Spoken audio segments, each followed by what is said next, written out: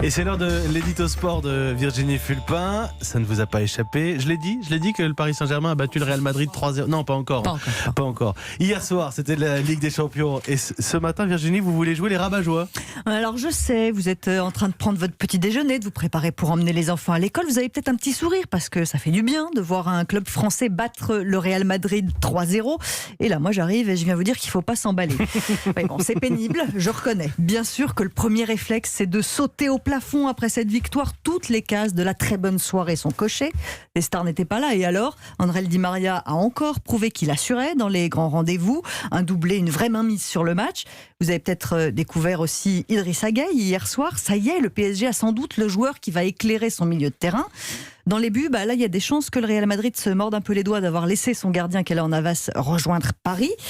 Et puis en plus, le public a participé à fond à cette soirée. Les histoires de sifflets contre Neymar sont oubliées, rangées avec les valises des vacances.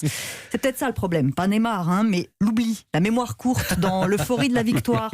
Je pense vraiment qu'il ne faudrait pas tomber dans ce panneau-là une fois de plus. Donc vous nous dites de ne pas nous enflammer. On va quand même pas reproduire les mêmes erreurs tous les ans. Ah, c'est le début de la Ligue des Champions. Ah, le PSG a gagné. Ah, ça veut dire que cette équipe va être championne d'Europe. Non. Des grands clubs qui ont perdu au Parc des Princes en phase de poule, il y en a eu beaucoup, pas besoin de remonter très loin. La saison dernière, en fin de phase de poule, le PSG a battu Liverpool 2-1 à Paris. Et qui a soulevé la Ligue des Champions au mois de mai? Oui. C'est Liverpool, pas les Parisiens éliminés en huitième de finale.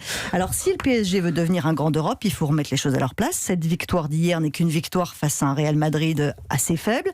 C'est le premier match de la saison européenne. Personne n'est encore totalement prêt. Alors pour la confiance, c'est fantastique. Pour entamer une vraie convalescence après un printemps et un été compliqués, c'est parfait, mais ça ne nous dit rien sur les éventuelles capacités du PSG à remporter la compétition. Absolument rien. Bon, ça fait mal, mais il faut l'entendre. C'est l'édito sport de Virginie Fulpin. Et c'est Anissé Mbida qui me signalait la une du site du monde-lemonde.fr. Paris toujours champion de la phase de poule. Ouais, c'est comme le champion d'automne, vous savez, juste avant Noël. Ça ne sert à rien. Ça fait du bien, mais ça ne sert à rien. Il va falloir confirmer maintenant, il y a encore beaucoup de matchs, effectivement. Merci beaucoup Virginie Fulpin. Est-ce que les Parisiens ont le droit de s'enflammer? Vous allez nous le dire ce matin au 39 21. Il est 7h26.